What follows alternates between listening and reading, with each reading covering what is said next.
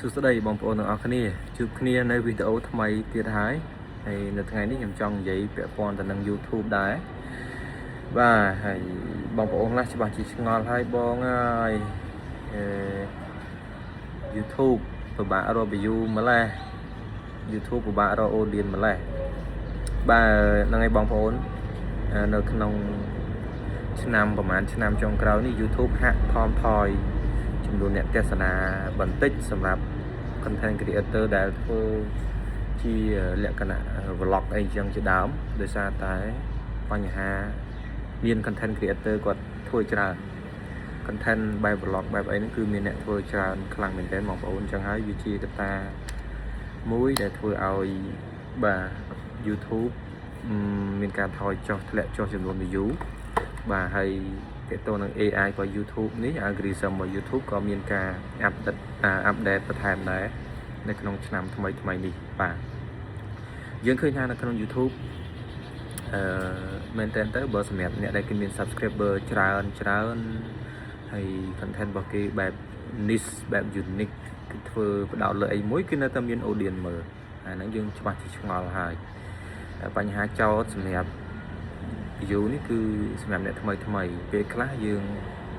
ធ្វើ YouTube យើងបង្កើតមកថ្មីវារុញបានតែមួយឆាវក៏លេងមានការរុញលេងមាន view អីឡើងហើយអ្នកខ្លះធ្វើឲ្យអ្នកខ្លះនោះគាត់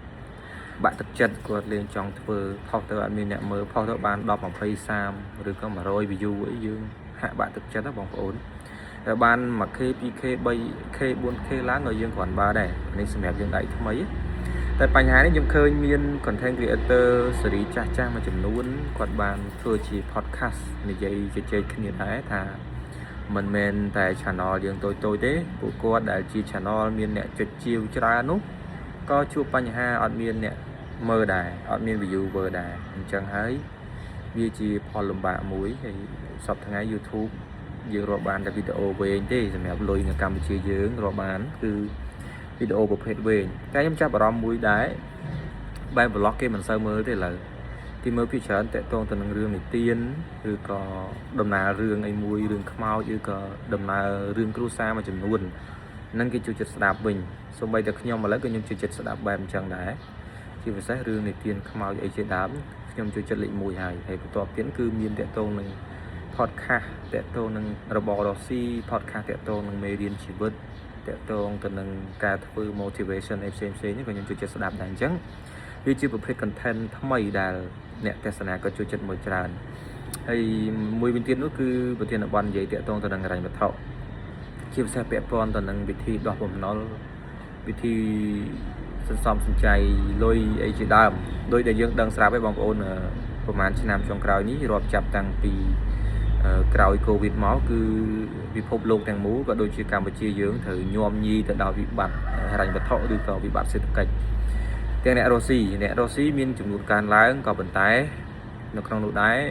ដូចថាអញ្ចឹងអ្នកដែលរកស៊ីនៅតែដើររលូននោះអាចថាលុះត្រាណាតែគាត់ចេះ build branding ឬក៏គាត់ចេះទៅលើទីផ្សារហ្នឹងទៅគាត់អាចរកស៊ីទៅមុខឬក៏នៅតែដាច់ឬក៏អាចរស់នៅក្នុងឆ្នាំ2025 2026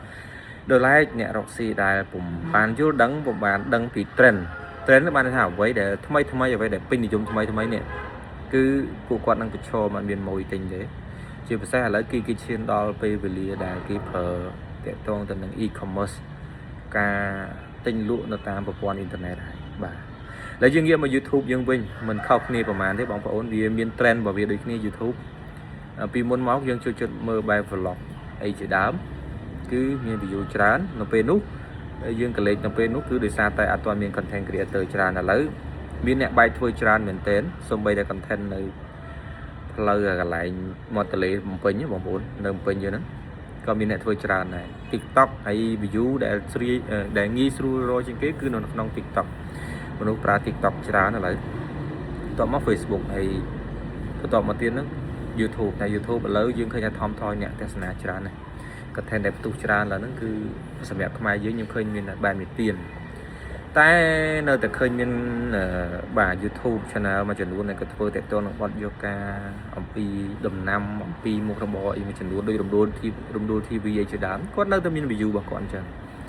បាទអញ្ចឹងលើកទឹកចិត្តឲ្យបងប្អូនកុំបាក់ទឹកចិត្តអីយើង បើសិនជាយើងធ្វើនៅក្នុងវិស័យនេះទីមួយគឺការស្រឡាញ់ហើយបើយើងបដោតទៅលើលុយតែមួយមុខខ្ញុំគិតថាវាអត់ទាន់មាន stable ឬក៏លំនឹងនៅឡើយទេនៅសម្រាប់វិស័យនេះនៅក្នុងស្រុកយើងហើយនិយាយអញ្ចឹងអ្នកខ្លះដែលរលុយបានកំពុងតែរលុយបានច្រើនគាត់ប្រកាសតែនិយាយថាពួកគាត់រលុយបានតែដែរសោះហើយចេះនិយាយអញ្ចឹងបាទហ្នឹងវាមានដែរអ្នកខ្លះគាត់ចេះជំនាញគាត់ចេះផ្លូវកាត់គាត់ចេះលេងបែប YouTube ដែលមាន audience ក្រៅប្រទេសមើលគាត់លេង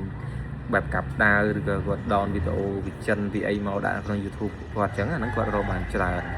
នេះជាវិធីសាស្ត្ររបស់គាត់តែមិនលើកទឹកចិត្តទេបងប្អូនវាមិនមែនជា original វាមិនអាចថិតថេរបានយូរទេខ្ញុំគិតថាគួរតែធ្វើ original ហើយវីដេអូអ្វីដែលបងប្អូនស្រឡាញ់យើងនិយាយឲ្យចំបើសិនជាវាមិនអាចរកលុយបានក៏យើងអាចផលិតវីដេអូនឹងទុកជាអនុស្សាវរីយ៍របស់យើងដែរត្រូវអត់បាទនេះជាចំណុចល្អរបស់យើងដែរដែលយើងផលិត YouTube នេះជាក់ស្ដែងខ្ញុំមាន channel ខ្ញុំមួយនោះខ្ញុំ upload តែសកម្មភាពរបស់ខ្ញុំទេខ្ញុំទុកមើលនៅពេលដែលខ្ញុំចាស់ទៅឬក៏ខ្ញុំទុកឲ្យកូនខ្ញុំមើលបាទនេះគឺជា vision របស់ខ្ញុំមួយហើយលុយនោះវាជាជំរើសបន្ទាប់ខ្ញុំចង់បានលុយដូចគ្នាគ្រាន់តែបើសិនជាអត់មានអ្នកមើលទេហ្នឹងយើងជា upload ទុកមើលទៅយើងធ្វើឲ្យវាល្អតាមអ្វីដែលយើងធ្វើទៅបានវាជាសមត្ថភាពរបស់យើងធ្វើតែបើអត់មានអ្នកមើលអត់មានរលុយបានទេអាហ្នឹងក៏វាអាហ្នឹងតាមហ្នឹងទៅអញ្ចឹងអានេះខ្ញុំមានតែប៉ុណ្្នឹងទេខ្លីដែរទេបងប្អូនក៏យ៉ាងណាក៏ដោយលើកទឹកចិត្តឲ្យបងប្អូនធ្វើវីដេអូដែលប្លែកពីគេហើយផុសក្នុង YouTube វាជាជាងយើងទុកពេលទំនេរអត់បានការអីចឹងណាទៅតាមដានរឿងគេក៏វាពិបាកដែរនេះមិនបៀមតាមទេហើយបាទហ្នឹងហើយវីដេអូនេះមាន6នាទីជាងទេកុំឲ្យស្ងាត់ channel ពេកហើយ YouTube ដឹងស្រាប់ហើយបងប្អូនថ្ងៃបើកលុយអ្នកខ្លះគាត់ជោគជ័យមក YouTube គាត់បានមួយខែ100 200ក៏ជាឆ្នាំងបាយរបស់គាត់ដែរជារួមគឺវាជាកន្លែងរកលុយទី2ឆ្នាំងបាយទី2របស់គាត់បន្ទាប់ពីមុខរបរអាជីវកម្មរកស៊ីរបស់គាត់ឬក៏បន្ទាប់ពីប្រាក់ខែចឹងទៅបាទចឹងអរគុណបងប្អូនបាទជួបគ្នាវីដេអូក្រោយសូមជួយចុច Subscribe ដល់ Channel ខ្ញុំផងបាទដើម្បីឲ្យមានកម្លាំងចិត្តធ្វើវីដេអូបន្ថែម